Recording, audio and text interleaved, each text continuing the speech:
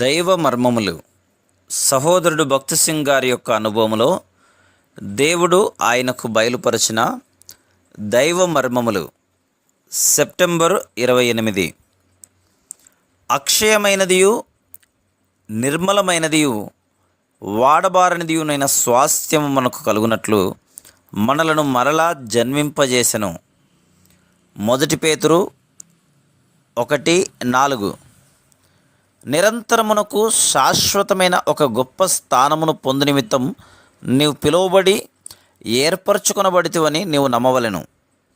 యేసుక్రీస్తును మనము రక్షకునిగాను ప్రభువుగాను మనం అంగీకరించుట వలన సంపూర్ణ ఆత్మీయ స్వాస్థ్యములో పాలివారమగుదుము. ఆయన రక్తము చేత మనము కడగబడినప్పుడు దైవ స్వభావమునందు పాలివారమగుదుము.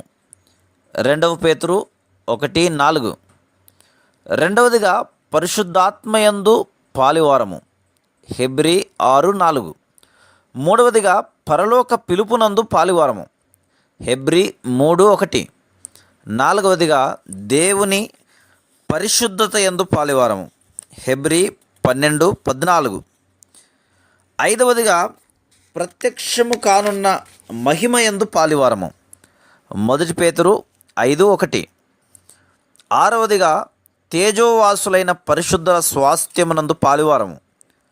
కొలస్సీ 1:12. ఏడవదిగా క్రీస్తులో పాలివారము. హెబ్రీ 3:14.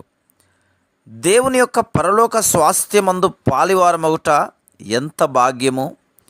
ఇట్టి ఆత్మీయమైన వాడబారని తేజోవంతమైన స్వాస్థ్యమందు ప్రవేశపెట్టి దానిని మనం అనుభవింపవలనని ప్రేమగల దేవుడు మనల్ని ఏర్పరచుకొని ఉన్నాడు.